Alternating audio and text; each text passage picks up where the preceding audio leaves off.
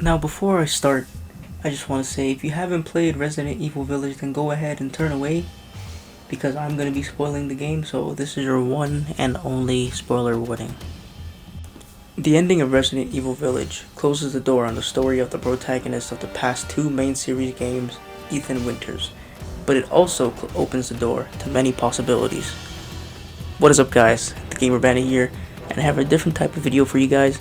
I'm going to be doing a theory type of video today. I've always wanted to do these type of videos, and with Resident Evil Village fresh in my mind, I thought this would be a perfect opportunity to do it. So today I'm going to be talking about the direction that the DLC could go. RE7 was no stranger to downloadable content. It had 4 separate DLC, including one that was completely free, and with meaningful story content. So it would be a disappointment to fans if Village doesn't at least get one bit of DLC. And like I was saying, the way that Resident Evil Village ends, they can really do anything with the next game. They set it up so they can go in any direction that they like. I made a list of possible routes that the story could go based on what happened in the story in Resident Evil 7 and 8. But disclaimer, most of these theories are probably not going to happen because, there's probably only a spot for like 1 or 2 DLCs. But it's always fun for me to speculate what could go down. Alright, so I'm going to start off with the one that I want to happen the most, and that is an Ada Wong DLC. I think an Ada Wong DLC will make perfect sense and be a perfect fit for this game. If you guys didn't know, she was actually supposed to be in the game early on. She was supposed to be in the scene where Heisenberg kidnaps Ethan and he takes him to see all the four lords. Yeah, she was actually supposed to save him in that scene, or maybe at the end of the scene, I'm not sure. But yeah, they cut her out of the base game, so she's not in the game. But you can still see the concept art, and as you can see, this looks really cool. And I think it was a big missed opportunity to not put her in the game. She just looks so cool with her outfit. She has like the Plague Doctor getup. But yeah, I think it was just a big missed opportunity to not put her in this game.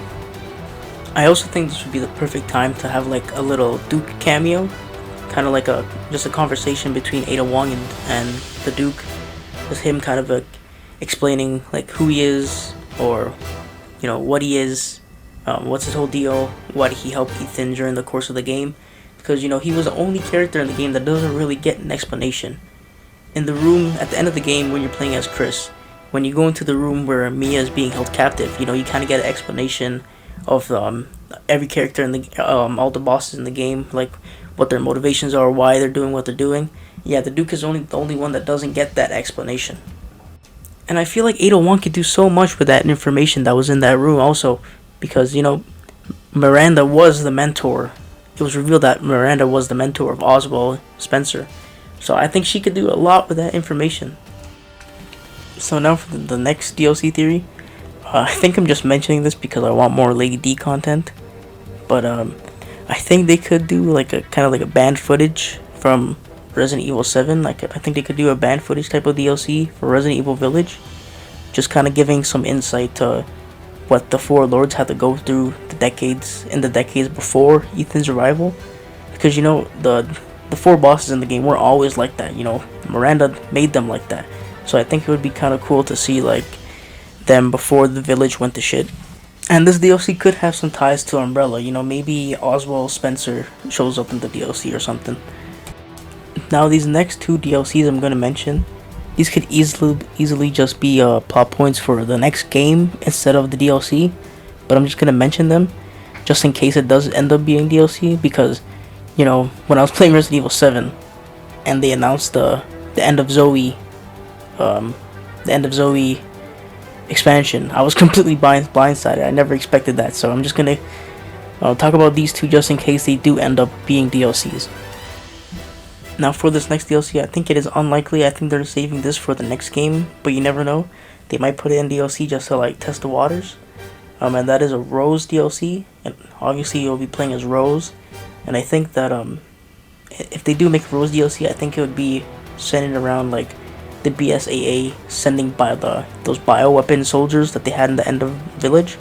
I think that the story would be centered around like them sending those soldiers to fight Rose to like kind of like test their powers and see her abilities. And I think Chris would have to have like a little role in this DLC if it does happen. I'm not talking about like you playing as Chris, but just him having like a little like cameo or something in the DLC. Now for the final DLC I'm going to mention in this video, I do think they're saving this plot point for the next game. But remember the bioweapon soldier at the end of Village? I think there could be like an expansion centered around that, where you play as Chris, kind of like discovering what the BSAA is really doing with these bioweapons and what they plan on doing with the bioweapons. Now I know Capcom doesn't really like to mention the older characters in the new mainline series of games, but I think this would be a pretty cool way of reintroducing characters like Joe Valentine or Claire Redfield. You know, maybe some sort of callback to the end of Zoe, maybe. Now, I think this DLC could be a bridge between Resident Evil 8 and 9. I think the bioweapons will have a major plot point in the next game.